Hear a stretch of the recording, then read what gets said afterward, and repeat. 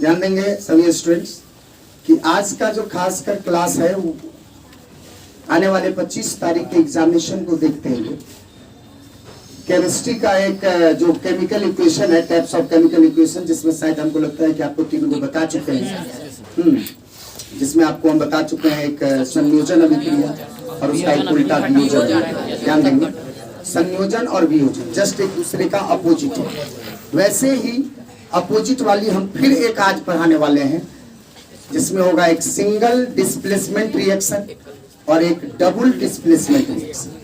सुने, हिंदी में उसको कहते हैं एकल विस्थापन अभिक्रिया और उभय विस्थापन अभिक्रिया। अभिक्रिया का डिफिनीशन समझ लीजिए, मैं नहीं बनाता हूं, वो आपका प्रारूप बताता है, आपका स्थिति परिस्थिति डिफाइन कर देता है। और कभी भी परीक्षार्थी यथासंभव अपने शब्दों में उत्तर दे, न कि लिखा रहता है गुरु जी के शब्दों में उत्तर, ठीक नहीं। इसीलिए मेरा कहना आपसे एक ही बात है कि आप इस पहले रिएक्शन को समझिए जो मैं अभी बताने जा रहा हूं। चौथा नंबर रिएक्शन बताने जा रहा हूं जिसका नाम है एकल विस्थापन अभिक्रिया। एकल विस्थापन अभिक्रिया, समझ रहे हैं? एकल विस्थापन अभिक्रिया मतलब इसका इंग्लिश नेम है सिंगल डिस्प्लेसमेंट रिएक्शन, ठीक है। तो इस तरह से एकल विस्थापन अभिक्रिया और उभय विस्थापन अभिक्रिया दोनों हम आपको एक साथ समझाएंगे, समझ रहे हैं? तो दोनों का पहले हमको नाम लिखने दीजिए। देखिए इसका नाम है उभय विस्थापन या द्विविस्थापन भी कहा जाता है। उभय विस्थापन, हाँ, या इसी में हम यहाँ पे द्वि लगा देते हैं, समझ जाइएगा। द्विविस्थापन अभिक्रिया, इसका नाम है डबल डिस्प्लेसमेंट रिएक्शन।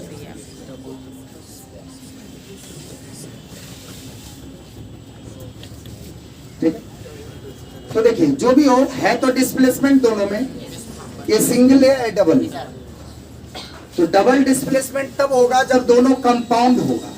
देखिए पहली बार जो मेरे मुखार बिंदु से आप सुने, इस बात को एकदम गिल्ट बना लीजिए कि डबल के लिए दोनों यौगिक चाहिए, दोनों कंपाउंड चाहिए, और एकल के लिए एक तत्व चाहिए, एक यौगिक। माने मोटे में ही बात को ध्यान में रखिए, क्योंकि 10th क्लास के जो कुछ ऑब्जेक्टिव्स ऐसे आते हैं, निम्नलिखित में कौन फैलना अभिक्रिया है, निम्नलिखित में कौन चलना अभिक्रिया है, निम्नलिखित में कौन ये अभिक्रिया है, या निम्नलिखित में या रिएक्शन आपको दे देगा, है ना, कहेगा यह अभिक्रिया है कैसी, सो नाम रहेगा रिएक्शन का, या रिएक्शन का नाम ही दे देगा।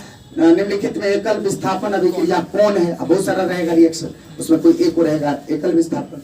तो इस तरह से क्या होता है ना कि मूल चीज पहले समझना रहता है। बातें तो बहुत बड़ी बड़ी करेंगे हम लोग अभी, लेकिन मेन चीज अभी हमने बोला आपको उभय डबल समझ सकते हैं, दो का योगदान है इसमें, एकल माने एक का योगदान। विस्थापन कभी भी कोई किसी को कर सकता है, तो वह कंपाउंड में ही कोई तत्व होंगे। कंपाउंड आप जानते हैं यौगिक, वो 2 या 2 से अधिक तत्वों को निश्चित अनुपात में मिलाने से जो रासायनिक संयोग होता है उसको हम लोग यौगिक कहते हैं। उसी में न तत्व होते हैं, तो उसी में उपस्थित तत्व को डिस्प्लेसमेंट किया जाएगा, किसके द्वारा, किसी अन्य तत्व द्वारा, समझ गए? तो हो गया सिंगल। तो डिस्प्लेसमेंट करने का एक चार्ट है मेरे यहाँ जो हम कल आपको बुक में दिखा दिए थे।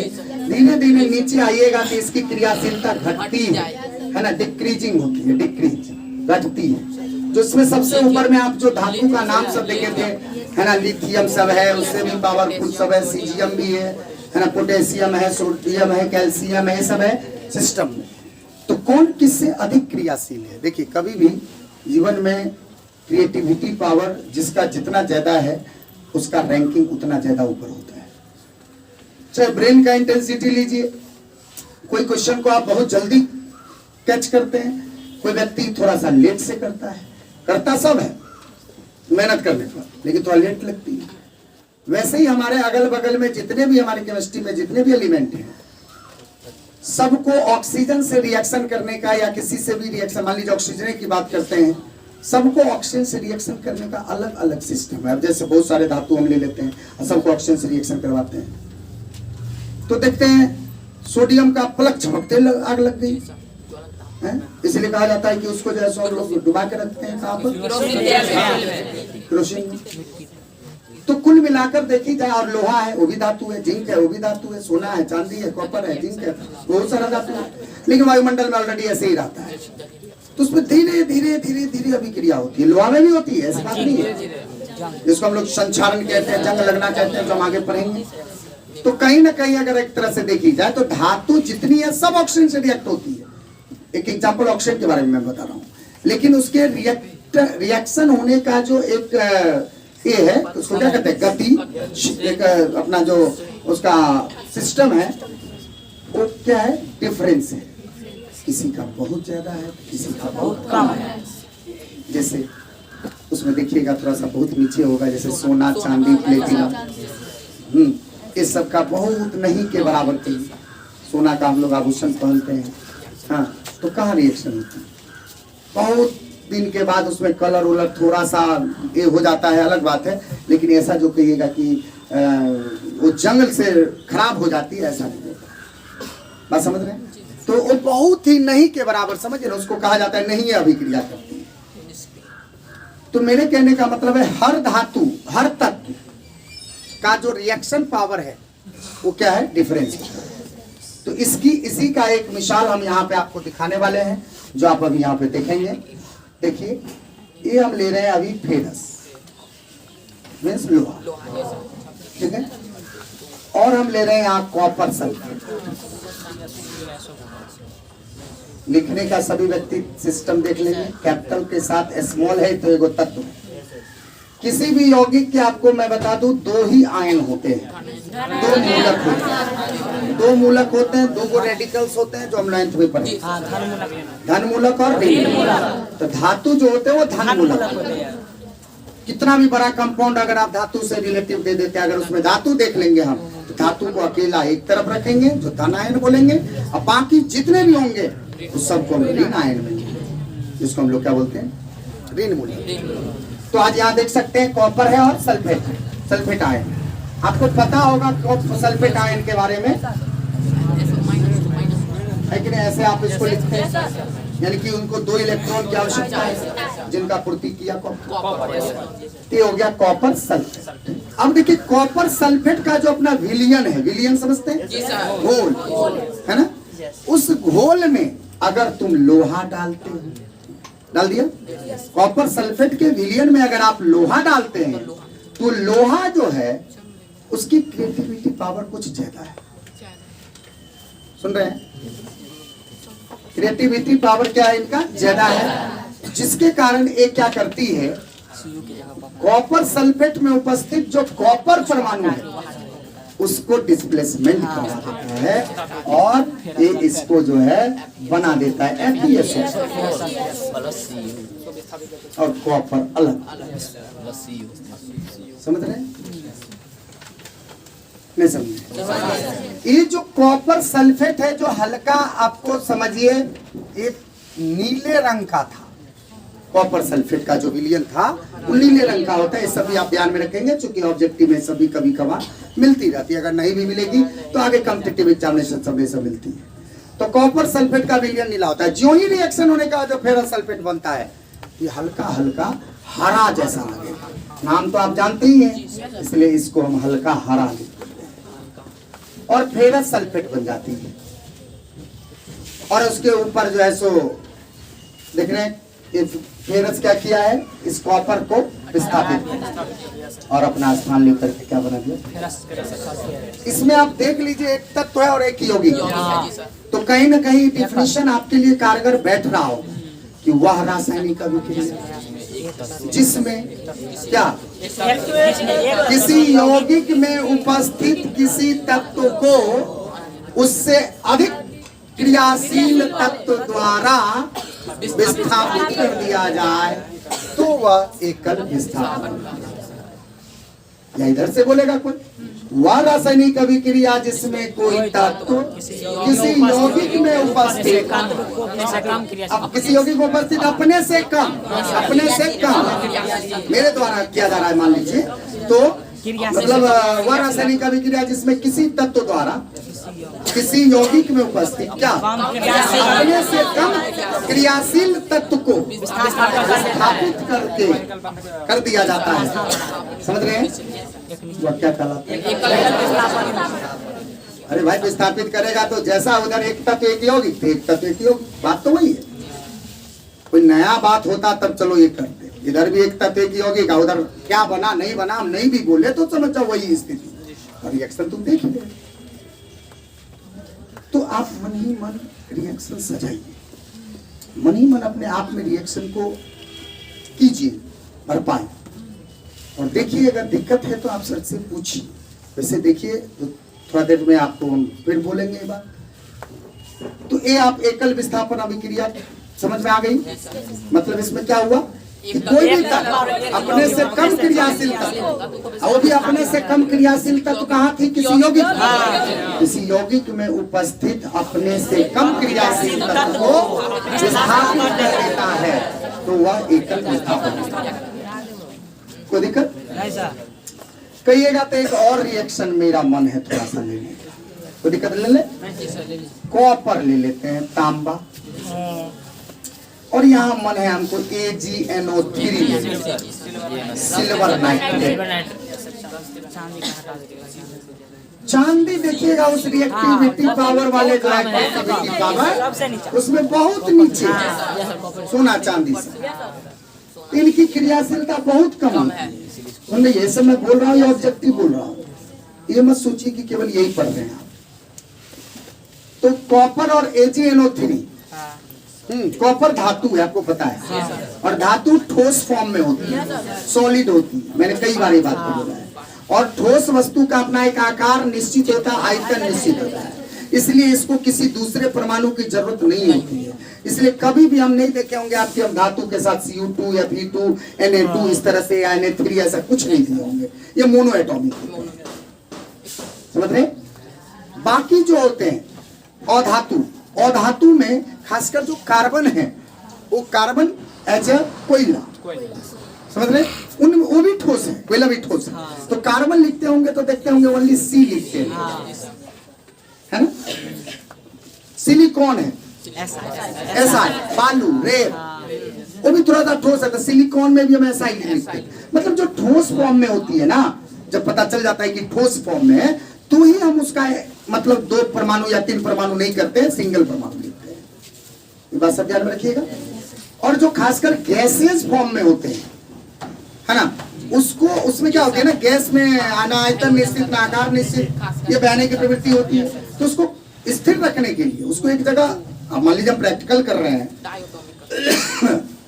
अब हम इस चीज को अगर हम यहाँ पे रखना चाहते हैं तो ऑक्सीजन का मोनो एटॉमिक ऑक्सीजन के अगर रूप में लेंगे तो उसमें क्या होगा, वो बहने की प्रवृत्ति आ जाएगी। तो उसको एक कंबाइंड करने के लिए, कंट्रोल करने के लिए हम क्या करते हैं, उसको अणु के रूप में लेते हैं। तब इसके लिए आपको बार बार ये सब दिखाते रहते हैं, देखते होंगे, है ना, कि ऑक्सीजन का अपना वैलेंस इलेक्ट्रॉन होता है 6, नहीं 22वीं कक्षा में 6 इलेक्ट्रॉन होती है। सब आपको हम केमिकल बॉन्डिंग चैप्टर में पढ़ाएंगे, लेकिन हम अभी से ही सारा इसलिए दे रहे हैं कि वहां जाकर के आपको प्रॉब्लम ना हो, समझ रहे हैं?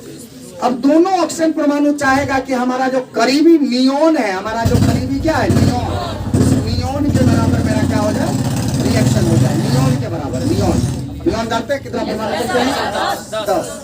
उस 10 पूरा करने के लिए हाँ ऑक्सीजन चाहता है कि हमको 2 इलेक्ट्रॉन प्राप्त होगा, क्योंकि इसके बैलेंस इलेक्ट्रॉन में आपको पता है 2 और 6 है कि नहीं? तो 2 6 का मतलब 8 हुआ टोटल। तो उसका करीबी कौन है, नियोन का मतलब 10। तो चाहता है 10 पूरा, 10 इलेक्ट्रॉन मेरे पास हो, टोटल 10 की बात कर रहे हैं। तो टोटल 10 हो का मतलब हुआ कि नियोन की बात करें तो 2 और 8, नियोन के बराबर करने के लिए 2 8 होना चाहिए। तो 2 तो इसका मिल ही रहा है पहला कक्षा, केवल दूसरे कक्षा न समान है, इसीलिए 2 इलेक्ट्रॉन आपसे क्या करता है, ग्रहण करने की प्रवृत्ति है इनके अंदर। इनका नेचर है कि 2 इलेक्ट्रॉन हमको मिले और मैं भी एक स्टेबल एलिमेंट कहलाऊं, मैं भी एक एस्टेब्लिश कर जाऊं अपने यहाँ पे प्लेटफॉर्म पे। स्टेबल का मतलब अस्थाई, तो इसलिए अस्थाई होने के लिए ऑक्सीजन ऑक्सीजन परमाणु से ऐसे दो इलेक्ट्रॉन का पार्टनरशिप किया, शेयरिंग किया, और ये भी ऑक्सीजन परमाणु इसके दो इलेक्ट्रॉन से किया। इस हिसाब से देख लीजिए, इस घेरा में भी आपको 4 5 6 7 8 हो गया, और इस घेरा में भी 2 2 4 5 6 7 8। इसलिए ऑक्सीजन ऑक्सीजन के बीच कहा जाता है डबल द्विसह संयोजक बंधन। ये सब हम लोग केमिकल बॉन्डिंग चैप्टर में पढ़ेंगे, रासायनिक बंधन चैप्टर आएगी उसमें डिटेल में पढ़ेंगे, लेकिन अभी से थोड़ा थोड़ा चर्चा करते चल रहा है। तो ये तो हो गई ऑक्सीजन की बात। तो कॉपर की बात मैं कर रहा था कि कॉपर में हम क्यों नहीं ऐसा लिखते हैं, तो समझ में आ गई। तब ये कॉपर क्या करेगी, किसको डिस्प्लेसमेंट करेगी? तो अब देखिए कॉपर, 1 मिनट भाई, 1 मिनट, AgNO3 है। आप इससे समझ सकते हैं कि नाइट्रेट जो है वो ऋण मूलक में है कि नहीं। ये 1 इलेक्ट्रॉन इनको चाहिए, तो आप 1 इलेक्ट्रॉन जो उसको दीजिएगा तो ये तो चांदी एडजस्टमेंट कर दिया है। अब आप कॉपर को इसमें ले जा रहे हैं, तो ध्यान में रखिएगा कॉपर के पास 2 है, कॉपर के पास 2 है। भले आपको एटॉमिक नंबर ना भी याद हो, लेकिन 20 के बाद जब भी आप जाते हैं बाहर, तो इस कंपाउंड से भी आप समझ सकते हैं कि किसके बाहर में कितना है और क्या है। जब आप CuSO4 कंपाउंड कहीं किताब में लिखा हुआ अगर देख रहे हैं या टीचर के द्वारा बताया जा रहा है आपको, तो आपको सोचना चाहिए कि SO4 सल्फेट आयन है जिनको 2 इलेक्ट्रॉन चाहिए, तब यह कंपाउंड तैयार हो गई है, यानी कि 2 इलेक्ट्रॉन कॉपर उसको दिया। इसका मतलब तुम एकदम गांठ बांध लो सब दिन के लिए कि कॉपर के पास 2 इलेक्ट्रॉन। जब इसको मान लीजिए एक दूसरे स्थिति में आता है, जैसे क्यूप्रिक आयन के रूप में जाएंगे हम लोग, क्यूप्रस में जाते हैं, तो क्यूप्रस में अलग मेथड होता है जो हम लोग आगे पढ़ेंगे। हाँ, फिलहाल नॉर्मली जो उसका रिएक्शन होता है ऑक्सीजन के प्रेजेंटेशन में ये होती है। इसीलिए यहाँ आप देख लीजिए, तो Cu के बोल दिए 2, तब दोनों इलेक्ट्रॉन त्याग करेंगे। और नाइट्रेट का जो एक परमाणु हम लेंगे तो एक ही इलेक्ट्रॉन लेगी, और दोनों देना है, तो NO3 2 बार लीजिए। नहीं समझा? देखो कॉपर के पास क्या है 2, और नाइट्रेट मान लीजिए 1 ही आपसे मांग रहा है, तो 1 इलेक्ट्रॉन ठीक है, इसको दे, 1 इलेक्ट्रॉन मिल गया, क्लियर हो गया। फिर भी तो इनके पास 1 है, तो फिर ये 1 इलेक्ट्रॉन उसी को दे, उसी को मतलब नाइट्रेट, तो दूसरा नाइट्रेट, एक और नाइट्रेट आयन लीजिए। NO3 2 बार हो गए, NO3 का होल 2, और क्या कहते हैं चांदी अलग।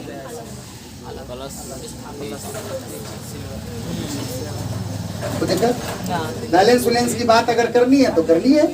देखिए नाइट्रेट के 2 परमाणु हो गए, यहाँ नाइट्रेट के 1 परमाणु, जरूर देख करके थोड़ा सा ये हुआ। सभी यहाँ 2 लगा दीजिए, लगा दीजिए। देखिए नाइट्रेट यहाँ 2 को देखे ना, नाइट्रेट के 2 परमाणु, यहाँ नाइट्रेट के केवल 1 ही थे, इसलिए 2 लगा दिए, तब नाइट्रेट के हो गए ना 2 परमाणु। ऐसा करने के बाद ये अणु की संख्या, सिल्वर नाइट्रेट के 2 अणु, जिसमें आपको चांदी के भी 2 परमाणु, यहाँ एक है ना, यहाँ 1 गुना 2, चांदी के 2 हो गए, तो यहाँ 2 की, अब संतुष्ट हो गया, कॉपर तो ऑलरेडी है। तो जब भी रिएक्शन बनाए तो संतुलित करते चले, इसमें इसलिए नहीं किए क्योंकि ऑलरेडी संतुष्ट है। बात समझ में आ गया? तो 2 रिएक्शन सब समझ जाएंगे, नाम हम जानते हैं, तो इसका डेफिनेशन आप लिख सकते हैं, लिख लेंगे बाद में। यहाँ देखिए उभय विस्थापन, इसमें डेफिनेशन समझ गए हैं ना? मतलब वह रासायनिक अभिक्रिया, एक बार फिर से सुन लीजिए आराम से, वह रासायनिक अभिक्रिया, ये बोलना है तो पहले बोलिए कोई तत्व, सुन रहे हैं? ये बोलना है तो पहले कोई तत्व, तब ये बोलना है किसी यौगिक में उपस्थित अपने से कम तत्व, अपने से कम क्रियाशील तत्व, अपने से कम क्रियाशील तत्व को, अपने से कम क्रियाशील तत्व को क्या कर देता है? अपने से कम क्रियाशील तत्व को विस्थापित कर देता है ना? अगर आप यहाँ से बात शुरू कर रहे हैं, वह रासायनिक अभिक्रिया जिसमें कोई तत्व किसी यौगिक में उपस्थित अपने से कम क्रियाशील तत्व को विस्थापित कर देता है ना, तो वह एकल विस्थापन अभिक्रिया है। या अगर इससे बात शुरू करते हैं, तो वह रासायनिक अभिक्रिया जिसमें किसी यौगिक में उपस्थित किसी तत्व को, किसी यौगिक में उपस्थित किसी तत्व को उससे अधिक क्रियाशील तत्व द्वारा, उससे अधिक क्रियाशील तत्व द्वारा विस्थापित कर दिया जाता है, तो वह पहले यौगिक का नाम लीजिए, इससे लेते थे, इससे कम क्रियाशील बोलना पड़ेगा, इसका नापे लेकिन इससे अधिक सिग्नल, ये थोड़ा सा ध्यान रखना, समझ में आ गई। अब आइए यहाँ mono displacement reaction. Mono displacement reaction मेरा विचार है कि हम इसके अगले वीडियो में बताएंगे, है ना। तब तक के लिए आप लोग